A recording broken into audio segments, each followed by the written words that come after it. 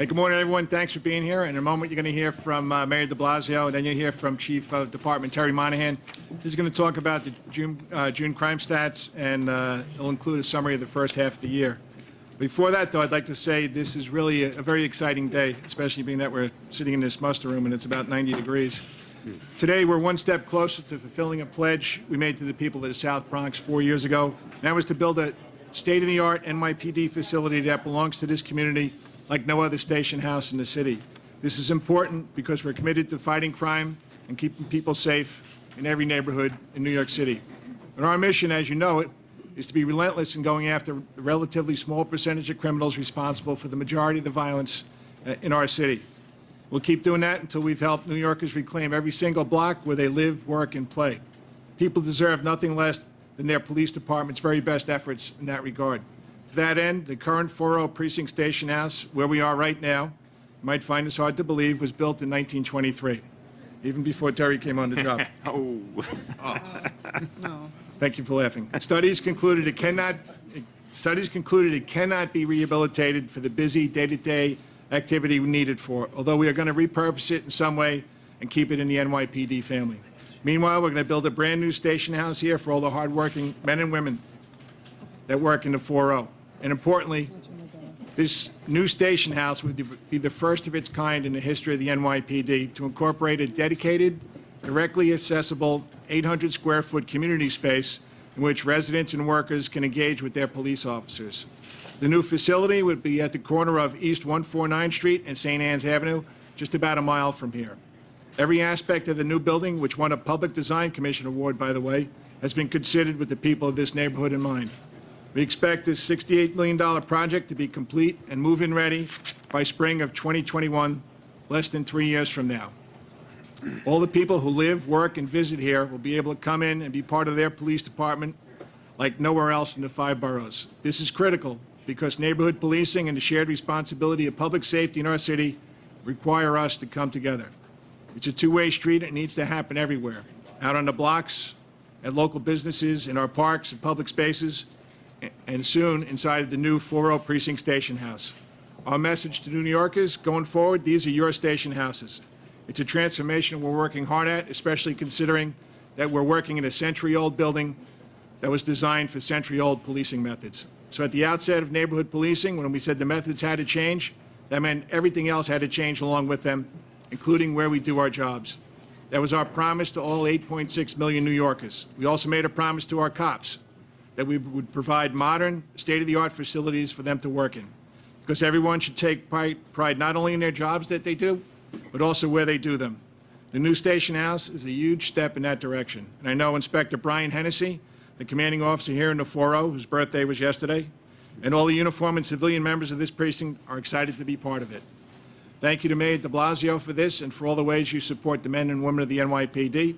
I also want to thank Anna Barrio, Acting Commissioner of the Department of Design and Construction, and all of her people who led this effort from the start. And I also want to thank Bayarka Ingalls Group for its incredible design. And thanks to all the NYPD members and all the people they serve up here in the 4-0 for their enthusiasm surrounding this project. We're on this path together, and we're thrilled that this neighborhood will finally get the station house it needs and access to the police department that it deserves. Mr. Mayor? Thank you, Commissioner. Commissioner, I want to thank you and your whole leadership team for all the great work that's been done throughout this year. We now have half a year behind us in 2018. We're going to be looking at the facts of how we've done at the halfway point, how we did in the month of June, how we did compared to last year. I think we see some real progress and, of course, some real challenges. But I want to commend you and your team for all that's been achieved. A special thank you to all the men and women who serve in the 4-0 precinct. And yes, they are serving right now in an almost century-old building, but they're doing an outstanding job, and we look forward to the day where their new facility is ready and really supporting their work further. To Inspector Brian Hennessy, happy birthday, and commend you for all your good work. Where is the inspector? We're celebrating him, and we can't see him, but he's out there somewhere. He's in the air-conditioned room. He's in the air-conditioned room. So I also want to say to, there you go. There you go. Well done. Happy birthday. Thank you so much. want to say to our acting commissioner, DDC, Ana Barrio, and her whole team, congratulations, amazing design. Thank you for all you are doing on behalf of the people of this city and for the men and women of the NYPD with this new station house. So thank you so much. Also, someone who cares deeply both about public safety and about building new things, the chair of the subcommittee on capital projects of the Finance Committee and the City Council, Councilmember Vanessa Gibson. Thank you for your leadership. Look, as we've got half a year under our belt. The big picture, we are the safest big city in America, and we continue with a whole host of efforts to get safer. But there's also real work we have to do and some real specific things we have to address. At the outset of this year, look, we were all quite sober about the fact that trying to repeat what happened in 2017 was going to be very, very difficult. 2017, record-setting year in every sense. Crime levels that had not been seen since the 1950s. But what's happening overall is the NYPD is on pace on so many fronts to surpass 2017. We got a whole another half year to go, but we see some really wonderful work happening. Now, Chief Monahan will go into the details, but the bottom line, crime remains at record lows. And at the end of June, so 6 months into the year, total crime down 1.8% year to date compared to last year. So almost 2% reduction in overall crime this point this year compared to the same point last year. Again, that makes this the lowest 6-month period for overall crime in the modern era. Now, that said, we know that everything we're doing has to be felt in every community. This vision we have, neighborhood policing, precision policing, we're not satisfied until we see the results happening absolutely everywhere.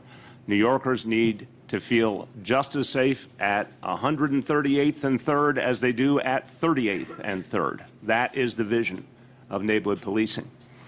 And we've seen some real progress in the Bronx in particular in recent years, but we are constantly reminded of things that challenge us and things that we have to work harder on. And obviously, one very, very, very painful example was in the last few weeks. This whole city is still mourning the death of Junior Guzman Feliz, a young man of such promise who wanted to serve in this department. If he had lived, he might have, I think, very well fulfilled that dream and be serving right here in this precinct even. We need to have good young men and women come forward and to support particularly our Explorers program. And that, I want to commend the Police Foundation for setting up a scholarship in Junior's name to encourage more young men and women who are part of the Explorers family. That's so important. But the bottom line is, in the Bronx, we know we're going to have to do exactly what we've done all over the city, fight block by block to make sure we're bringing down crime and throw at the problem whatever is needed. You see a big complement of officers that have come to precincts in the Bronx through the Summer All Out initiative. You see important actions being taken strategically to shore up any area that needs it. This is what precision policing is all about, and the NYPD continues to refine its strategies. The point that was made earlier by the commissioner, trying to make sure that we give our officers the kind of facilities that allow them to do the best work they can do, modern facilities for a modern new type of policing. That's why this new precinct facility is going to be so exciting. So what it's going to allow for, more opportunity for training in the precinct, a lot more space for our officers to do their work, physical fitness areas, but also that community space, so important. Neighborhood policing works because of constant dialogue between police and community. Having more community space to meet in allows for that dialogue to deepen. And I got to tell you, wherever I've gone all over the city, I get extraordinary feedback from community residents who've experienced the results of neighborhood policing, who feel that they have a personal bond with the police officers who serve them. It's making a huge difference, and this new facility is going to help in the 4-0. So, look, the bottom line is we are the safest big city in America. We have more to do to keep getting safer, but we are confident that we can get safer and in every neighborhood of this city. A few words in Spanish. Nueva York es la ciudad grande más segura de nuestro país. Gracias a NYPD, el crimen sigue alcanzando niveles históricamente bajos. Sin embargo, los neoyorquinos debemos sentirnos seguros en toda la ciudad, ya sea en Midtown o en Mott Haven. Por eso, estamos construyendo un edificio nuevo para el cuartel número 40 y avanzando en nuestro compromiso con el plan policial vecinal en todo el Bronx. With that, turn to Chief of Department, Terry Monahan. Good morning, everyone. I get the honor of sitting here in place of Chief Pollack today to go through the numbers for the first 6 months. All right, so I'm happy to say through the first 6 months of 2018, overall crime in New York City continues to fall. We have exceeded the historic reductions we achieved at this time last year. Overall crime for the first 6 months of the year is down 1.8%, 853 crimes, compared to the first 6 months of 2017. This is the lowest 6-month period for overall crime in the CompStat era. The NYPD has accomplished this while making 11.5% fewer overall arrests compared to last year. That's 17,000 fewer arrests this year compared to last year. Looking more closely, there are several specific crime categories with historic lows for this 6-month period. Robberies were down 6.4%, burglaries down 5.4%, and grand larceny autos down 2.2%. Shooting incidents are also at an unprecedented 6-month low, down 5.6% or 20 fewer shootings year to date. But not everything is down, and we still face challenges. Murder is up 8.1% citywide. Through June 30th, there were 147 murders, or 11 more year to date compared to 2017. 147 is still the second lowest 6-month number in modern era, surpassed only by last year's historically low numbers.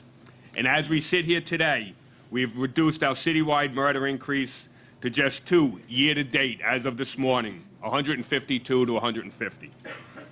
The Bronx is driving the murder year to date with 51 homicides, an increase of 21 murders from 2017.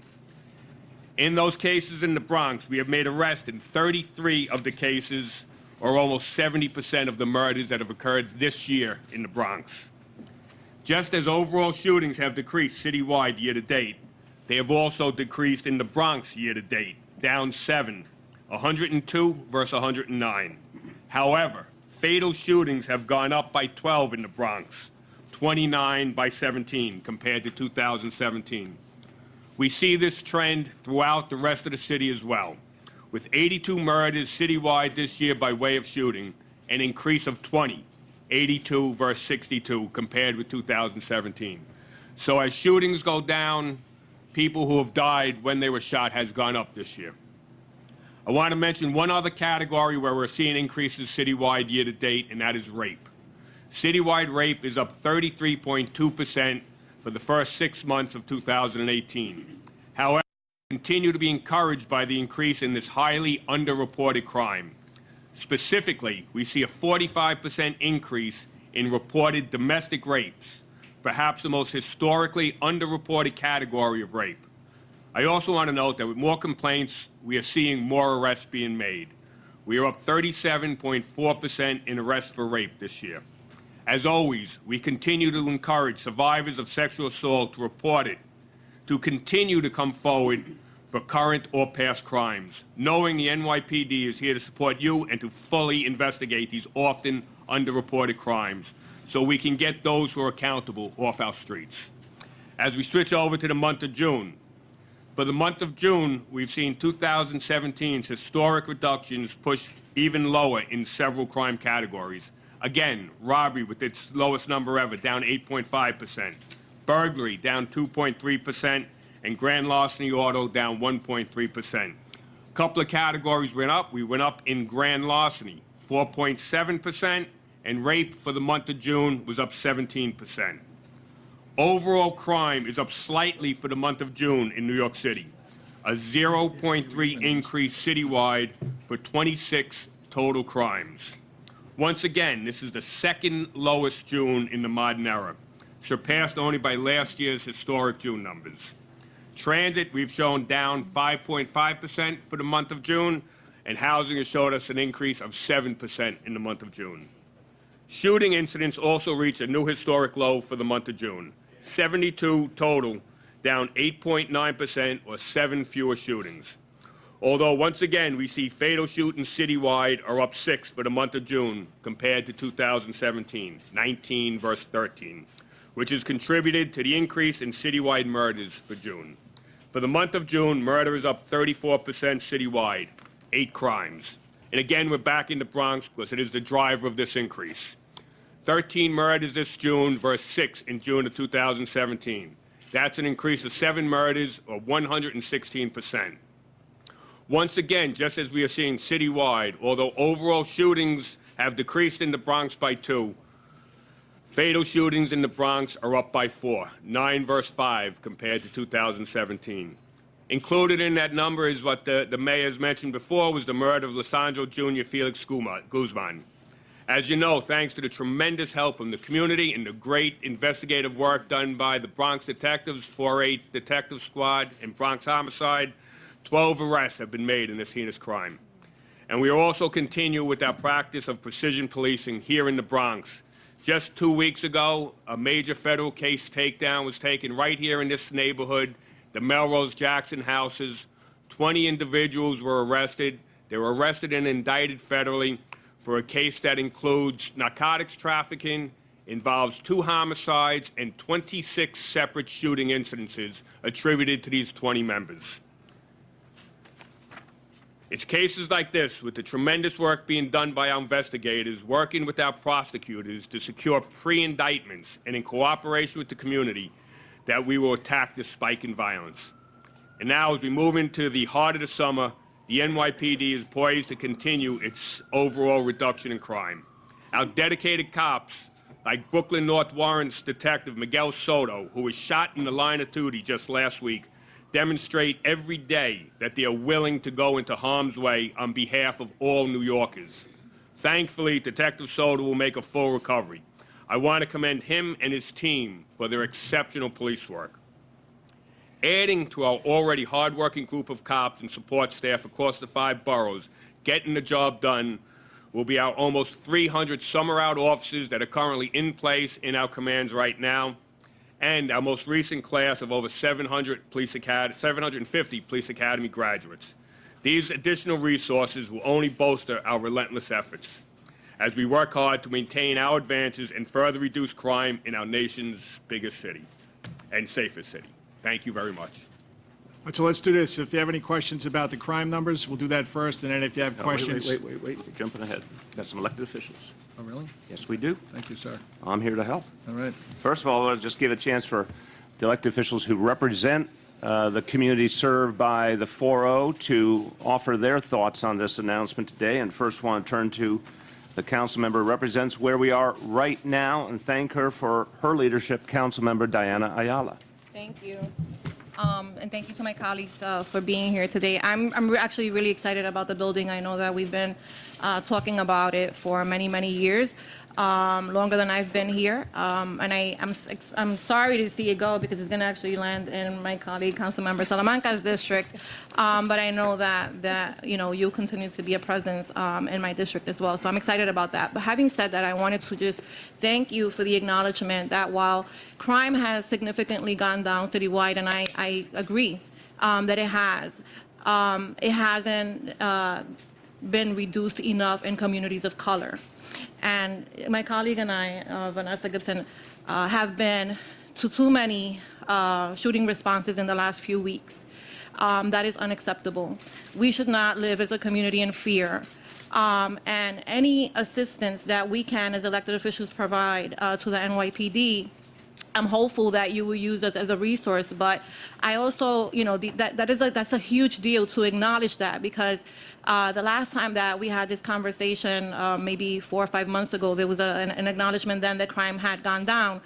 I was asked to give a quote, and it was right off of the heels of my car getting shot up on my own block. And my 12-year-old son was downstairs walking the dog and ran upstairs crying hysterically because he had never witnessed anything like that. And that is the reality for the people that live in the South Bronx and in East Harlem. It is our reality every single day. And so we need to do better. We need to ensure that Lisandro is the last kid that has to be subjected to something so heinous as what happened to him a few weeks ago, that his mother, is an example to other mothers who have to endure this day in and day out. This is, gun violence is something that has been a consistent part of my life.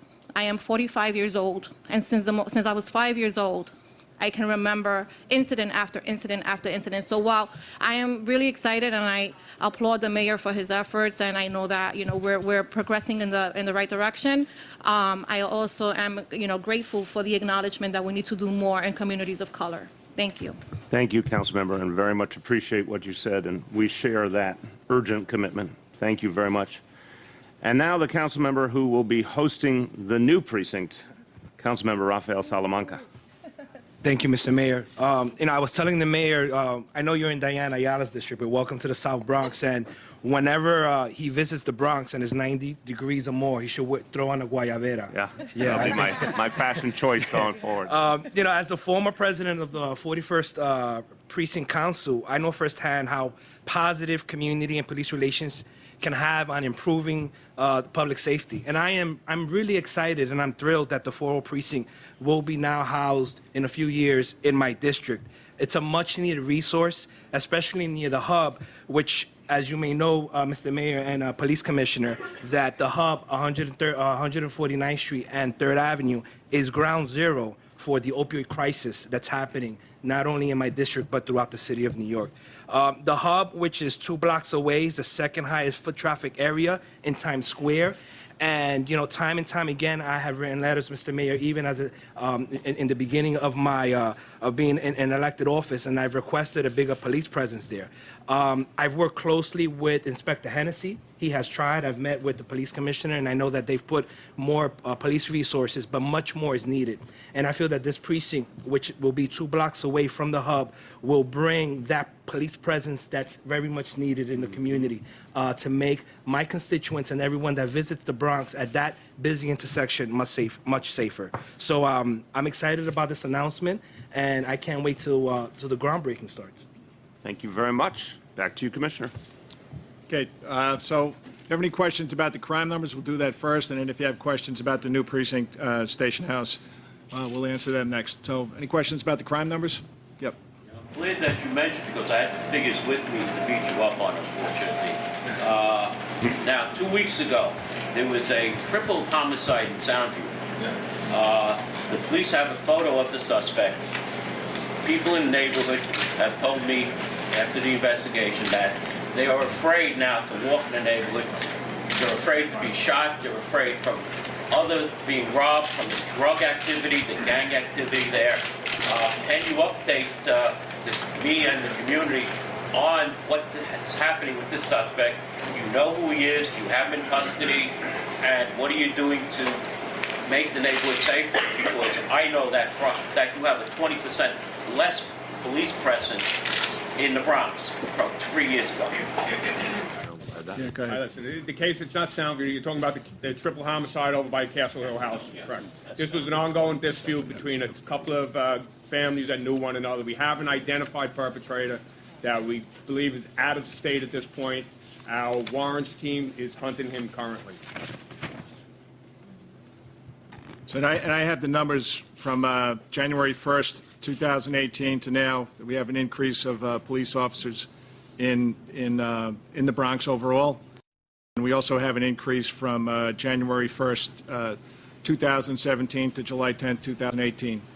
January 1st, 17, there were 2,561. Now there's 2,661. So that. I'm going back to November 16th when I was at Borough. No, I'm talking about from January 17th. So there's the numbers that I have right now. We're contesting your numbers. Right. So we'll be happy to compare notes. I'm just saying for the record, we contest your numbers.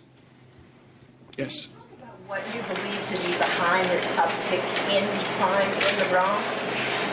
It's not an uptick in crime. It's an uptick in homicide. It's a homicide. There's been a, we're looking at it. It's 30% gang-related. So obviously we want to be able to target the crews. That's one of the case takedowns I just talked about. Focus right here. That's been historically problematic. We look at, a weird thing this year is less people shot, but more people dying after they get shot. Listen, obviously you get hit by a bullet, an inch can make a difference one way or the other. So that's one of the things we're looking at. But again, we want to focus in on the individuals who are doing these. And with the homicides here, 70%, if you commit that homicide, you've been arrested. So that's one good thing I could say here in the Bronx. If you commit this crime, very good chance that our great detectives are going to get you and put you away for a long time. So when we did our analysis out of the precincts in the Bronx, it's 2 of the precincts. So they were up by 15 as of last Sunday. And in 2 precincts, 11 of those murders occurred. So that's the 4-0 and the 4-8. So we're putting additional resources into both precincts. So it is localized. It's not any comfort to the murder victims and their families, but it is localized to 2 precincts. Yep. Mayor, this is a question directed to both of you. My name is Kendall Taggart. I'm a journalist at BuzzFeed News, and we recently wrote about an officer who filed a sexual harassment. We get to that when we go off topic. Okay, we're talking about crime now? We'll come to you for sure. We're Okay. just anything on the 2 updates today, the crime stats and the new precinct. Let's just get that out of the way and we'll go to other police matters. Juliet? The rape statistics, they continue to go up. Is there any sort of program or initiative that the department is taking to look at that, or to get the numbers down, or to have an awareness campaign? Well, it's not that we're looking to get those numbers down. I mean, rape, we always know, has been a often underreported crime. Statistically, nationally, they say it's one of the most underreported crimes there are. So we've been pushing people to come out and report it, get this information, and let us know that our Special Victims Squad is going to do the investigations and make the arrests when appropriate on that. So we encourage people to come out and make these reports. So when it goes up, that's the one crime we look at going up that you got to weigh that it's actually a good thing because more people are coming forward, and especially when we see it in domestic violence cases, because those are the ones that never come forward. Now we're seeing a huge uptick in people coming forward. Tony? Neighborhood policing is a big part of your strategy, and it's a big investment that you made in personnel and money. I've asked a number of times in these briefings, when are you going to be able to produce the surveys that you have going on with rank and file and with the public? Are you any closer to releasing that? Because it's been several months now. Yeah, we're getting closer, Tony. We're just not there yet. We did the internal survey. I saw the results of that. I was briefed on that before our last crime press briefing. So hopefully that'll come out sometime in the fall. Yep. Ashley? Chief Chief Monahan. I wanted to ask you, you mentioned that gang-related homicides are at 30%. I'm just wondering if you're seeing that going up or down, and if you're seeing spikes among particular gangs. Now, we're seeing that being fairly steady. When it comes to the homicide, it's around 30%. When we come to non-fatal shootings, it's around 40%, where there's some sort of gang nexus. And those are the ones that we know about where we've identified either we always identify the victim, but if we have identified the perpetrator. So that's 30 to 40% has been fairly consistent. Rich? Just regarding the rape stats, how many of those are older cases and how many are like current cases? We're seeing that come back and level off right now in the month of June. So it was 15% were older cases, 14% is what it was last year. So for this month, we've seen the older cases level off. Yep. There appears to be a rise in random crimes. There was the NYU student that was assaulted yesterday, a subway rider struck by a man holding a metal pipe. Back in May, there was a couple that had come into town. They were assaulted while celebrating the 10th anniversary, and now claim that they don't want to come to New York City anymore. What are you doing to handle these types of crimes? Again, this is a city of 8.6 million people, and there are always going to be some individualized acts that occur. But in the 3 incidences, the 3 women that were struck down in Lower Manhattan the other day, it all happened within 12 minutes, and we made an arrest just moments after that. We had a very horrible attempted rape in the 2-0 precinct, where we were able to get photos out right away and with help from the community, solve that case, and within less than 24 hours, make an arrest. We had the man on the train that was hit in the face with the pipe. People on that train took photos of him, gave that to us. We put it out, and immediately he was identified. So again, this is what the Commissioner, Mayor, always talk about, this shared responsibility, that everyone's working together. And quickly, we're getting these individuals off the street. There is a small percentage of people within this city that need to be arrested and off the street, and I can tell you that the NYPD is committed to making sure we get them off the street and keep them off the street. Have you seen a rise in crime involving homeless individuals? We're going to have to get back to you with that number. Okay. In the back? So could you talk a little bit more about this community center and the upcoming precinct, how you envision it? Would it be kind of like a room like this where you have meetings, or would it be more of a community facility? And I guess you'll get input from the It'll be both. It'll be for NYPD functions where the community come in and can talk to the precinct commander and the NCOs and the steady sector cops and the response officers. But it'll also be used for non-NYPD events too. So it'll be a multi-purpose room, not just NYPD specific. It'll be a place for people in the community to meet. I certainly hope so. Any other questions about the crime numbers? Yep. So take like an area like the South Bronx. Do you see the opioid issue playing into these new homicide numbers? No, we don't. Again, we look at gang, we look at domestic, we look at just basic disputes that happen. We have not seen any homicides that we could really tie into drugs, to the heroin trade. But we also have to, I mean, that's a good point, but we also have to take a look at the number of overdoses citywide. I'm not sure if the numbers in 17 have been finalized yet, but it'll be about 1,600. So we're talking about five times the homicide rate. So and we're doing a lot of things on that front also. Tina? Database been helping you? Is that something you're using, the gang database?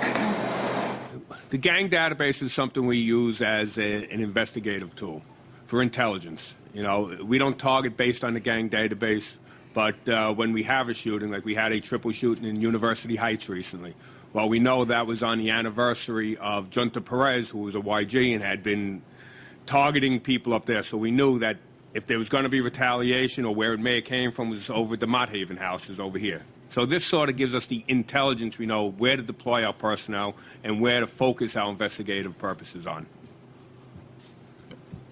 When a precinct commander comes in for CompStat now in a precinct that has crime that's going up and they have NCOs, what are they being drilled on to do more of? How are they, and I run the CompStat every Thursday morning, so the main thing we want to know is how they're working hand in hand with the squad. If there was a shooting in an area or a robbery pattern within their zone, how are they sitting down with the detectives finding out what they need to do? How are they reaching out to the residents that they know in the neighborhood that can give them information? Are they going to businesses to get extra video for the squad? They may show the perpetrator leaving. Do they know the perpetrator? Because a lot of the crimes are done by people who live within the neighborhood. These cops are out there every day. Have we shown them that video? Can they identify based on the video? I know that kid, he's here, he's there. These are the sort of things we're talking about. How involved are we in just the everyday life that's going on within that sector and how they can keep the people safe? Do you find that the commanders have good answers to those questions? And if they do, then what do you do? When they have good answers, then they're going well. As long as you have an answer for your crime and how you're trying to solve it, how you're trying to keep the people safe, that's fine. It's when a commander doesn't have an answer or doesn't know or hasn't utilized all his resources, well, then it could be a little different. And then, David, this is a program it's up and running for 3 years, but in some precincts it's a lot less than that. So we have to make sure that the precinct commanders they know what we're looking for. You know, we just don't want to bring them down there, put them up at the podium and ask them a question that they might not have a response to, something they've never answered before. So we have to make sure we do our best to let them know what our expectations are of the NCOs. Any other questions about crime? Any kind of a success rate that you could speak about with the violence interrupters that have been used in the precincts to have been? I look at the work they did over in Queensbridge. I know there's been some shootings in Queensbridge this year, but I think they went 15 months without a shooting or a homicide, which is incredible. And a lot of that work was done, of course, by PSA 10 and the 114 precinct. A lot of it was done by the violence interrupters, too. And Erica Ford down in Queens South, while I can't give you specific instances because they were prevented, she's fully committed to helping keep this city safe, and she does a great job out there with her people. They'll be going into the 4A. I believe that's what we're No, I'd have to find that out and get back to you on that. All right? Any other questions about crime? How about questions about the new station house? All right. It does have air conditioning. Yeah, that's the important one. All right, let's go Crime in general? off topic. Yep. Police. Back to BuzzFeed. Yeah, I wanted to ask you about a case we recently wrote about an officer who had filed a sexual harassment complaint and then says that afterwards she was ostracized by her fellow officers. She was disciplined unfairly and then sent to an alcohol treatment program she didn't need. I wanted to know if either of you had any plans to reach out to her or if there's anything in place now that would prevent something like that from happening. Yeah, so I'm going to talk about what's going forward here. That case is, I think it started in 2007. I think it was finally, there was a disposition on it in 2014. But in January, I established the Equity and Inclusion Office under Tracy Cassey, Deputy Commissioner Cassey. EEO falls under her now. And then we've also established a three-person panel to look at our whole disciplinary process going forward. And they'll be coming out with some recommendations. I think it was 120 days, so there's probably about 100 days left. I'm actually meeting with them next week. So I haven't looked at the case. This has a final disposition on it. I did read the article. You know, it's from what I read, it's a tough experience for her. But as to the particulars, I don't know. I didn't read the case. So. Do you have plans to reach out to her? Not at this time, no. And Mayor, is there anything you'd like to add? Again, I'm not familiar with the details, but what I'll say is we constantly are looking at the disciplinary process, and it's something, as the Commissioner said, that we want to make sure is effective and fair, and we have to keep updating. So the bottom line is nothing is static. This is something that's constantly evolving, and we want to make sure is fair for all the realities we face today.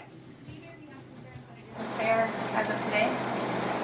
Look, I have been very impressed. I'll just speak from my own experience as someone who came into working with the NYPD not having seen the fullness of the operation previously and coming in with an open mind.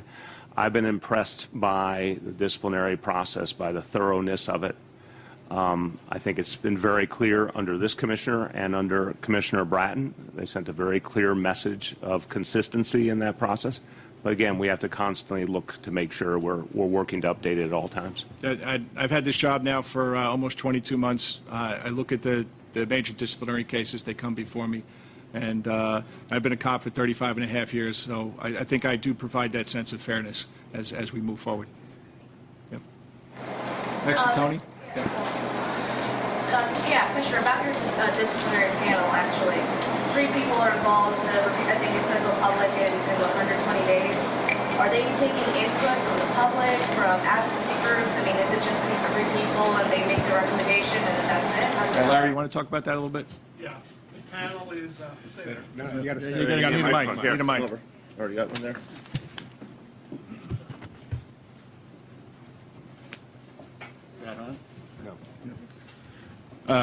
The panel has started their work. They're gathering information from the department. They've been in communication with all sorts of external stakeholders, and they plan to meet with those folks and groups and get their input on the department.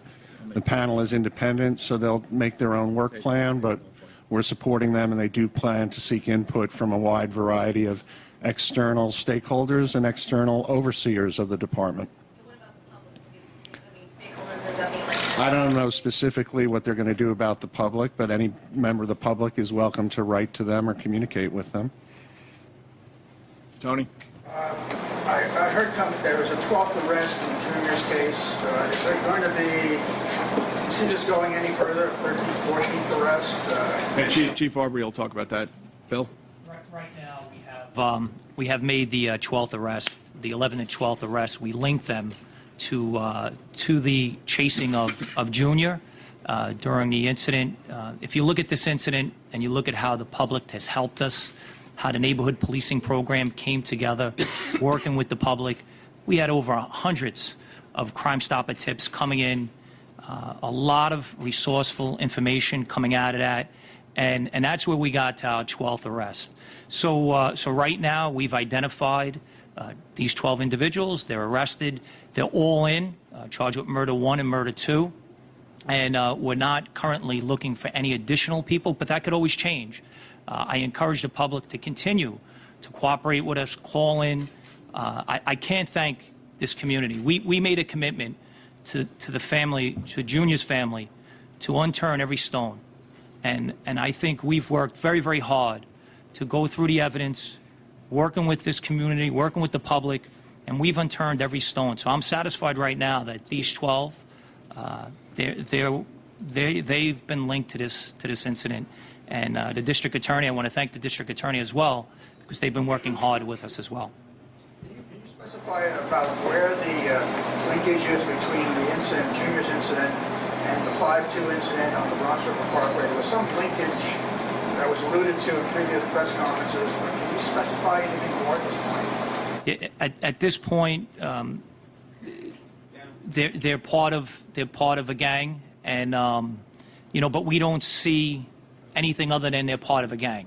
We don't see any linkage to the incident with Junior and that incident as a motivator. So at this point, I would say no, they're not linked together. It's something that it is something that we're still investigating. There could be some possible linkage. It's all Trinitarios and different clans within the Trinitarios, Sunset Clan, Versero Clan. So there may be some linkage with something that is still being investigated through the prosecutor's office. Can you tell a little bit about what this whole suspect, what was his role, or what you believe his role to be? The 12th suspect we have him in one of the vehicles, and we also have him chasing Junior.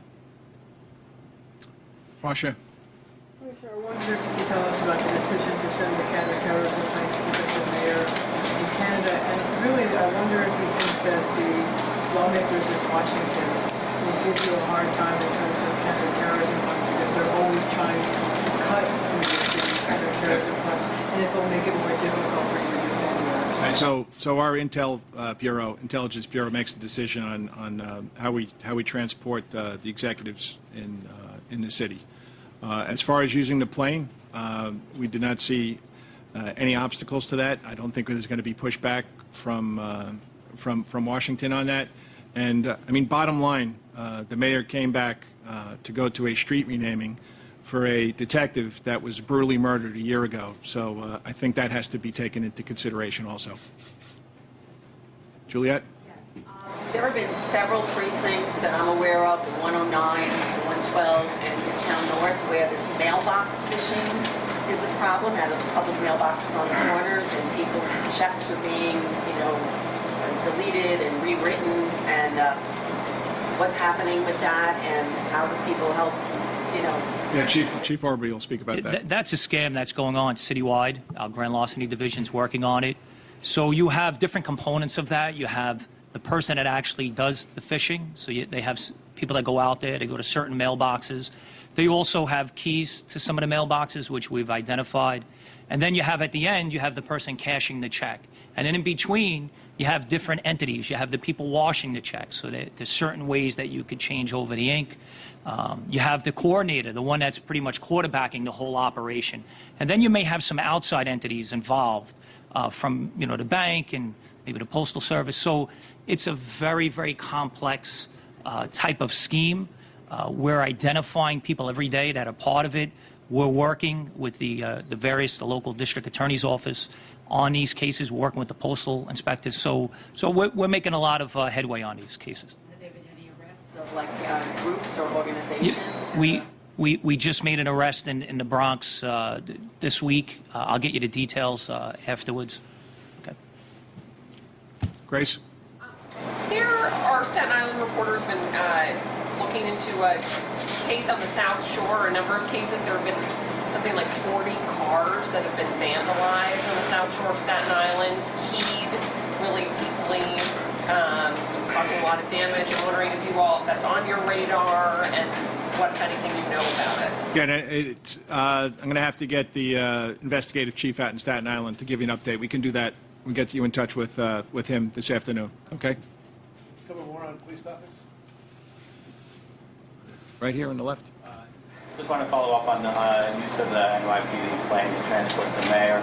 I guess it would be one thing if it was a plane that had multiple uses. In this case, the plane was kind of specifically bought with federal funds to use for anti-terror, and I'm wondering if that gave you any pause in using it simply to transport an elected official, but also did you clear that use either with Homeland Security or have you heard from them since? No to either one. It didn't ask for clearance, and I haven't heard from them. It is a multi-use plane. We use it primarily for detecting radiation out in the shipping lanes, but there are other uses it can be that we use it for. So. Question on speed cameras, Mr. Mayor. Your predecessor set up speed cameras, and at the press conference at PS 81 in Riverdale, DOT said it surveyed a street which everybody thought was in front of the school. However, DOT surveyed a street 7 blocks away, which was behind the exit of the Russian Mission, which led to the Henry Hudson Parkway South, into a private community also, and on a downhill slope where they said over 90%. Tell me your bottom line, because I can't follow all your detail. What's your bottom line? Where they said over 90% of the vehicles were speeding even 1 mile over then 30-mile speed limit. You're pushing to renew speed cameras. Yes. Senator Klein did a survey of the street in front of the school and got much less numbers. Are you willing to survey the street in front of you? We look at this all the time. Look, elected officials who are opposed to speed cameras because they think it will please a constituency are constantly trying to promote this idea that there's something about them that's not right. That's absolutely false based on all the facts we have. The facts are speed cameras bring down speeding around schools 60% already, 60% reduction in speeding. Those are the facts. Making sure our children are safe. There's no reason in the world for any elected official to oppose a speed camera to placate some constituency in their community. The only people who should be upset about speed cameras are people who speed. This is not about an elected official. It's about, are you willing to resurvey the street to see how many people are speeding? We constantly look at the question of what the speed cameras are yielding in terms of impact. We're very satisfied it's been consistent across the city, reduces speeding consistently. We'll happily look at any situation. But really what the fact is that we not only need the speed cameras we have, and there's only a couple of weeks left for Albany to act, we need a lot more around schools to make sure kids are safe. That's the bottom line. Last call, please. Last call, please. Immigration, Mr. Mayor, we're being told a couple of elderly immigrants were detained at an upstate New York military base. Let me just hold you on that to see if there's anything else police-related, then we'll come right to you. Yep. Just on the shooting in Woodside, do you have anything you can tell us about that incident? Billy, 108? Wait. If you have it, or if you don't have it. Talking about the homicide in 108 last night? Yeah, that case there, that victim at a little past midnight last night, he was found with a gunshot wound. We have him on video with 2 other individuals. We're trying to locate those 2 individuals, and the autopsy has to be done today as well. We're looking for evidence on that, but pretty much right now we're doing a video canvass, and we're also trying to track those 2 individuals. Thanks very much. Wait, last there. Let's just go. Officer Brian Rose, it's been 6 years now. He's one of the few officers who were shot in the line of duty, and his case hasn't been solved yet. We did a story about it today. And we still keep hearing from, BCPI that the investigation is ongoing, no arrests. It seems very odd because these cases tend to be solved very quickly. Do you have any information about that? Why those investigation hasn't been solved? I'm going to have to get back to you. I haven't been updated. I haven't been briefed on that case recently, so I'm going to get back to you. Was killed in. Yeah, no, I got it. Yeah. Yeah, I got it. Yep. Okay. Now we'll go. Thank you. We're going to go to other topics. Way back. Give a second. Actually, let's give that 1 second to clear. Hold on 1 second. Yep.